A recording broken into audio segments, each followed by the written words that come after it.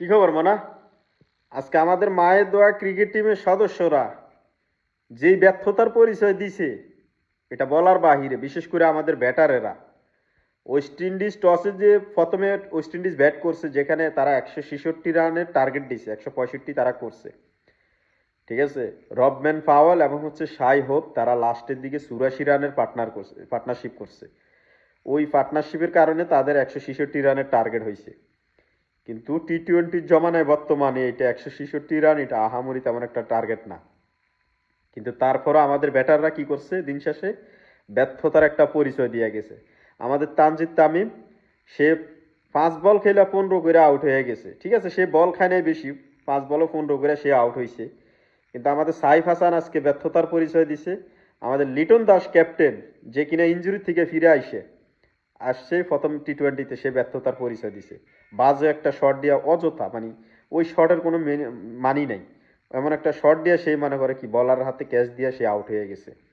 তারপরে আসছে কেরা, আমাদের তাওহিদ হৃদয় কি করছে, আমাদের 27 রান করে, মানে সেও ব্যর্থতার পরিচয় দিয়ে আজকে চলে গেছে।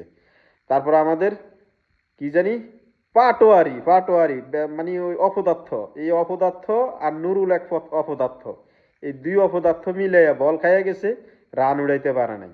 ঠিক আছে, লাস্টের দিকে আমাদের মিডল অর্ডারে বলাররা আইসা লাস্টের দিকে আমাদের তানজিদ হাসান তামিম এবং আমাদের নাসুম আহমেদ আজকে সেরা বলার, যে কিনা 4 বার বল করে মাত্র 15 রান দিছে।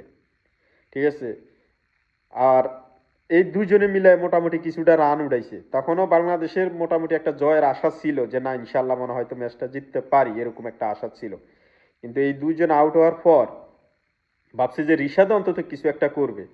রিশাদও আজকে আইসা ওপেনিং ব্যাটারদের মতো, মিডলের ব্যাটারদের মতো আজকে ব্যর্থতার পরিচয় দিয়ে গেছে। সে আইসা বেশি একটা রান করতে পারে নাই, 3 বলে 6 করে সে আউট হয়ে গেছে। রিশাদ যখন নামছে তখনও যে বল ছিল, ওই বলে হয়তো ইনশাল্লাহ বাংলাদেশ জিততে পারতো, যদি রিশাদ লাস্ট পর্যন্ত থাকতে পারত। কিন্তু সেটা সে করতে পারে নাই। সেও আজকে মাথা গরম করে ব্যাটারদের মতো, মানে সে উল্টাপাল্টা খেলতে যায়, সে নিজেও আউট হয়ে গেছে হোল্ডারের বলে। ঠিক আছে, তো এ আজকে আমাদের ব্যাটারদের পুরা ব্যর্থতার কারণে আমাদেরকে ম্যাচটা হারতে হয়েছে। অবশেষে আমরা হারছি কত রানে? 16 রানে। 19 ওভার 4 বলে বাংলাদেশ অল আউট 49 রানে। 149 রানে বাংলাদেশ অল আউট, আমাদেরকে হারতে হয়েছে 16 রানে আমাদের ব্যাটারদের ব্যর্থতার কারণে।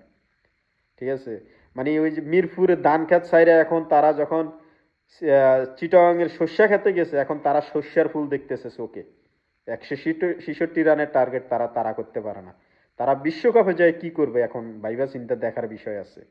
আমাদের ক্রিকেট বোর্ডের কারণে আজকে আমাদের খেলোয়াড়গুলা নষ্ট হইতেছে। তারা মিরপুরে খেলায় ছেলেদেরকে এমন একটা পরিস্থিতি করছে, বাজে পিচের মধ্যে খেলায়। এখন তারা ভালো পিচে গেলে তারা মনে করে কি 150 রান চেঞ্জ করতে পারে না। একটা 150 রানের একটা স্কোর তারা চেঞ্জ করতে পারে না, তাহলে তারা ওয়ার্ল্ড কাপে যায় কি খেলবে?